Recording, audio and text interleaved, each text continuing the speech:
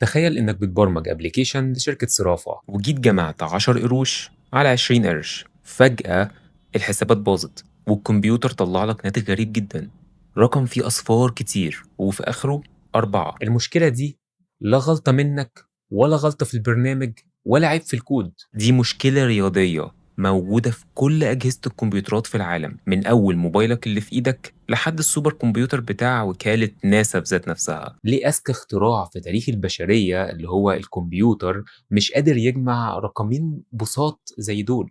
والأخطر من كده إزاي الغلطة التافهة دي اتسببت قبل كده في تدمير صواريخ وخسارة ملايين الدولارات، بالإضافة إن في ناس بتتأذى بسبب الغلطات البسيطة دي في مجالات كتير. تعالوا نفهم الحكاية واحدة واحدة قبل ما تبدأ تقعد تقول لا الكمبيوتر ده بيغلط وفي مشكلة في اللغة وكده. تعال الأول نسأل سؤال، إحنا كبشر ليه بنستخدم 10 أرقام بس علشان نعد؟ السر ببساطة في إيدك. إحنا عندنا 10 صوابع، فكان أسهل وسيلة للعد عبر التاريخ هي إننا نستخدم صوابع إيدينا، ومن هنا ظهر النظام العشري.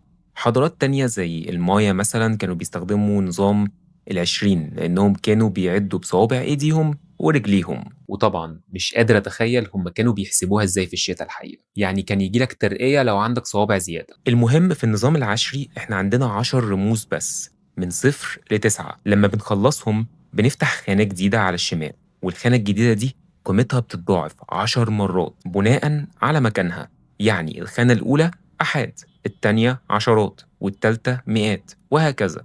الكمبيوتر بقى مالوش صوابع، هي عبارة عن ملايين المفاتيح الكهربائية اللي اسمها ترانزستورز، والمفاتيح دي ما فيهاش غير حالتين بس. يا إما وصل لها كهرباء وبنرمز لها برقم 1، يا إما مفصول عنها الكهرباء وبنرمز لها برقم 0. يعني الكمبيوتر ما عندوش غير رمزين بس يكتب بيهم كل الداتا اللي في العالم، وعشان كده هو شغال بنظام الضعف مش نظام العشرة. يعني كل ما نتحرك خانة للشمال القيمة بتتضرب في 2. الخانة الأولى ب1، الخانة التانية ب2، الخانة التالتة ب4، والرابعة ب8. لو عايز تقول للكمبيوتر يكتب رقم 10 مثلا اللي احنا عارفينه، بيكتبها بالشكل ده. ليه بقى؟ لأننا فتحنا خانة ال8 وخانة ال2، فبقى المجموع 10. لحد هنا كله تمام، والأرقام الصحيحة اللي هي زي واحد واثنين وتلاتة ما فيهاش أي مشاكل، لأن الأزمة الحقيقية بتبدأ مع الكسور. تعال نفترض إن عندك حتة بيتزا وعايز تقسمها على 3 أشخاص بالنظام العشري اللي إحنا بنستخدمه. النظام ده لما بيجي يقسم حاجة بيحاول دايما يقسم على قوة الرقم 10، يعني 10، 100، 1000، وهكذا. تعال ناخد مثال، يعني بيقسم البيتزا دي ل10 حتت. ال10 مش بتقبل القسم على 3، يعني كل واحد هياخد 3 حتت ويتفضل حتة واحدة زيادة.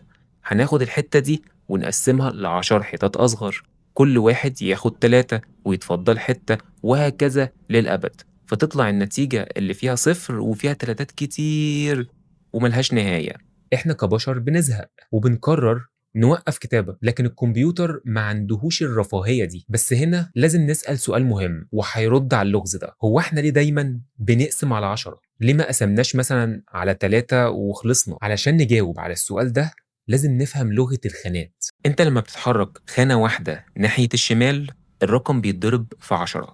عكس الموضوع ده ايه؟ لو نزلنا بعد العلامة العشرية وتحركنا ناحية اليمين الرقم تلقائيا بيتقسم على 10. يعني أول خانة 1/10، تاني خانة 1/100، تالت خانة 1/1000. شايفين لغة النظام العشري اللي اخترعناها مبنية بالكامل على قوة ال10. فلما بنيجي نكتب التلت في النظام ده إحنا كأننا بنسأل الخانات إيه الرقم من مضاعفات ال10 اللي يديني 3 بالظبط. الإجابة بقى مفيش. ال10 عواملها هما الاتنين والخمسة بس، وملهاش أي علاقة بالتلاتة. وعشان كده طالما مفيش خانة بالصريح كده تطلع معاك التلت، بتتحول الحسبة لقسمة مطولة لا تنتهي، وبيفضل معانا الرقم اللي محيرنا، 0 وجنبه تلاتات كتير. الخلاصة إن النظام بتاعنا مبني على ال10، فأي رقم ما بيقدرش يتقسم على أساس ال10 هيفضل دايما كسر ومستحيل توصل لقيمة دقيقة. تعالوا بقى نطبق نفس المنطق ده بالظبط بس على الكمبيوتر، بس افتكر إن الكمبيوتر ما عندوش 10 صوابع، هو عنده 2 بس. الكمبيوتر بقى بما إن نظامه مبني على الاتنين مش ال10، فكل ما بيتحرك خانة ناحية اليمين بيقسم على 2. أول خانة بعد العلامة في الباينري يعني 1/2 اللي هي 0.5 بالنظام العشري يعني نص. تاني خانة 1/4 يعني ربع في النظام اللي احنا عارفينه اللي هو النظام العشري. طيب تالت خانة 1/8 يعني 1.25 بالنظام العشري اللي احنا بنستخدمه. لما تيجي بقى في الكود وتقول للكمبيوتر احفظ لي رقم زي 1/10 اللي احنا عارفينه في لغتنا العادية، الكمبيوتر هنا هو بقى اللي بيبتدي يلطم، بيقعد يدور على خانة أو مجموع خانات من مضاعفاتها الاتنين تديله 1/10 بالظبط. ما يعرفش لأن مفيش أي قوة من قوة الاتنين بتطلع 10 أو مضاعفاتها. بيكتشف إن رقم 1/10 ده في عالم الباينري هو رقم دوري لا ينتهي زي التلت بالظبط اللي احنا بنعاني منه في النظام العشري بتاعنا، فبيفضل يكتب الصفار والوحايد دي لما لا نهاية. وعشان الذاكرة هتبدأ تخلص بيضطر يقربوا لأقرب قيمة. فإذا 1/10 اللي انت بتكتبها في الكود هي في الحقيقة جوه الذاكرة بتبقى شكلها كده، وال2/10 بيبقى شكلها كده.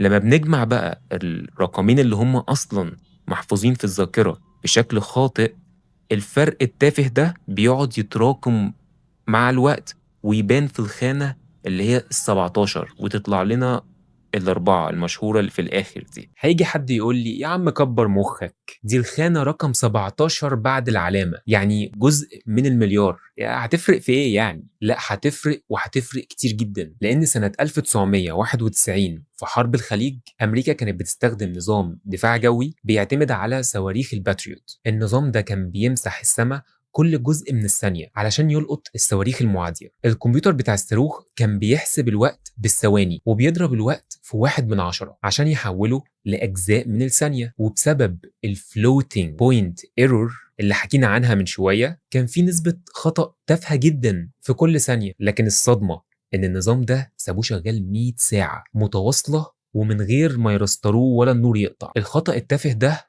اتضرب في 100 ساعة، فبقى الخطأ الإجمالي حوالي تلت ثانية. تلت ثانية دي لو ما تعرفش كفيلة إن هي تغير اتجاه الصاروخ 600 متر، يعني أكتر من نص كيلو عن الهدف اللي رايح ناحيته. والنتيجة إن الصاروخ فشل يعترض أهدافه، وطبعا ناس توفت. كل ده علشان الكمبيوتر بتاعنا مش عارف يخزن قيمة 1/10. المشكلة دي علميا اسمها floating point error. وعشان كده المبرمجين المحترفين ومهندسين الأنظمة المالية والبنوك عندهم قاعدة ذهبية: إياك تستخدم float أو دبل في أي حسابات خاصة بفلوس أو الحسابات الدقيقة قوي زي المسافات والصواريخ والحاجات اللذيذة دي. طيب نعمل إيه؟ بنلجأ في الحالة دي لحلين. الأول استخدام مكتبات خاصة أو libraries. المكتبات دي بتجبر الكمبيوتر إنه يتعامل مع الأرقام دي على هيئة نصوص ويحسبها بطريقة رياضية شبه اللي احنا بنعملها بالورقة والقلم علشان يتفادى